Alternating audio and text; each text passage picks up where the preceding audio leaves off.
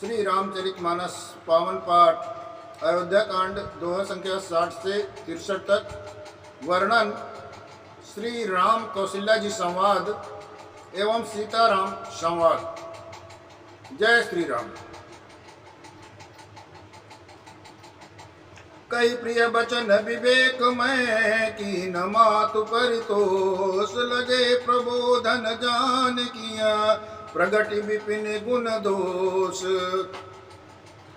विवेक में प्रिय वचन कहकर माता को संतुष्ट किया, फिर बन के गुण दोष प्रकट करके वे जानकी को समझाने लगे। मातु समीप कहत सकुचाही, बोले समुई समुझ मन माही। राजकुमारी सिखावन सुनहूं, आन बात जिय जनु कछु गुनहूं। माता के सामने सीता जी से कुछ कहने में सकुचाते हैं, पर मन में ये समझकर कि ये समय ऐसा ही है, वे बोले हे राजकुमारी ऐसी सिखावन सुनो, मन में कुछ दूसरी तरह ना समझ लेना। आपन मोर नीक जो चाहू, बचन हमारी मानी गृह रहू। आयस मोर सासु सेवकाई, सब विधि भामिनी भवन भलाई। जो अपना और मेरा भला चाहती हो तो मेरा वचन मान कर घर में रहो। हे भामिनी मेरी आज्ञा का पालन होगा, सास की सेवा बन पड़ेगी। घर रहने में सभी प्रकार से भलाई ही भलाई है। यही ते अधिक धर्म नहीं दूजा, सादर सासु ससुर पद पूजा। जब जब मातु करहि सुधि मोरी, होई प्रेम विकल मति भोरी। आदर पूर्वक सास ससुर के चरणों की पूजा करने से बढ़कर दूसरा कोई धर्म नहीं है। जब जब माता मुझे याद करेंगी और प्रेम से व्याकुल होने के कारण उनकी बुद्धि भोली हो जाएगी, वे अपने आप को भूल जाएंगी। तब तब तुम कई कथा पुरानी, सुंदर समुझायो मृदुबानी। कहु सुभाव सपत सत मोही, सुमुख मातु हित राखहु तोही। हे सुंदरी तब तब तुम कोमल वाणी से पुरानी कथाएं कहकर माता जी को समझाना। हे सुमुख मुझे सैकड़ों सौगंध है, मैं ये स्वभाव से ही कहता हूँ कि मैं तुम्हें केवल माता के लिए ही घर पर रखता हूँ।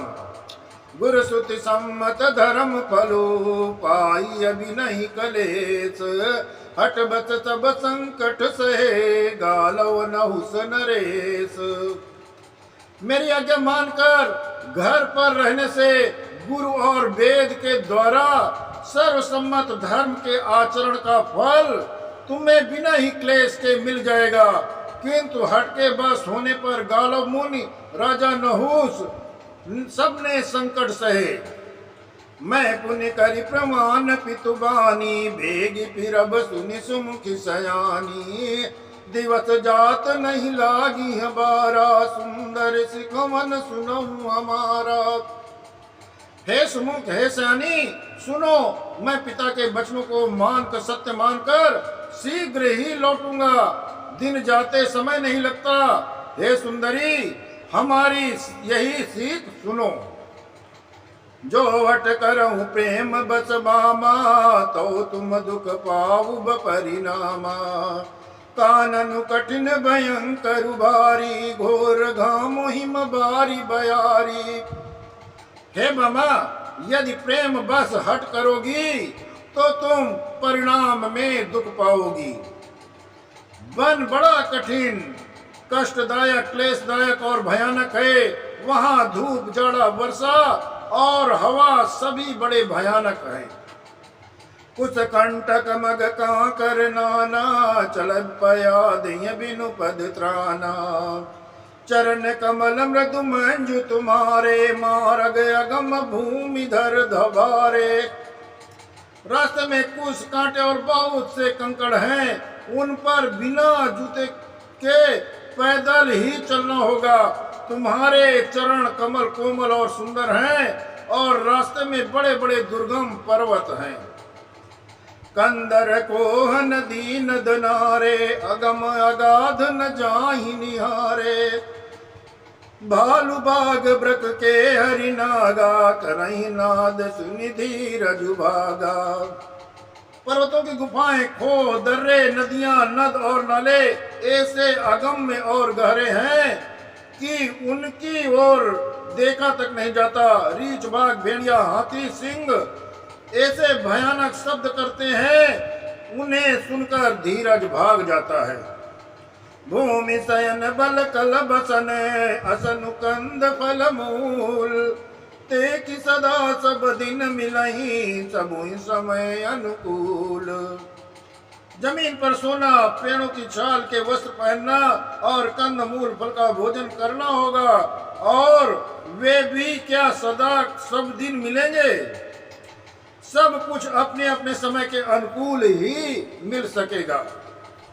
नर आहार रजनी चर चरही, कपट बेस विधि कोटिक करही। लागई अति पहाड़ कर पानी, विपिन विपति नहीं जाई बखानी। मनुष्यों को खाने वाले निशाचर राक्षस फिरते रहते हैं। वे करुण प्रकार से कपट रूप धारण कर लेते हैं। पहाड़ का पानी बहुत ही लगता है। वन की विपत्ति बखानी नहीं जा सकती, वर्णित नहीं की जा सकती। ब्याल कराल बिहग बन घोरा, निश्चर निकर नारी नर चोरा। डर पही धीर गहन सुधियाए, मृगलोचन तुम वीर सुहाए। वन में भीषण सर्प, भयानक पक्षी और स्त्री पुरुषों के चुराने वाले राक्षसों के झुंड रहते हैं। वन की भयंकरता याद आने मात्र से ही धीर पुरुष भी डर जाते हैं। फिर हे मृगलोचनी, तुम तो स्वभाव से ही डरपोक हो। अंत गवन तुम नहीं बन जोगु, सुनी अपजस मोहि देई लोगु। मानस सलिल सुधा प्रतिपाली, जियई की लवन पयोधि मराली।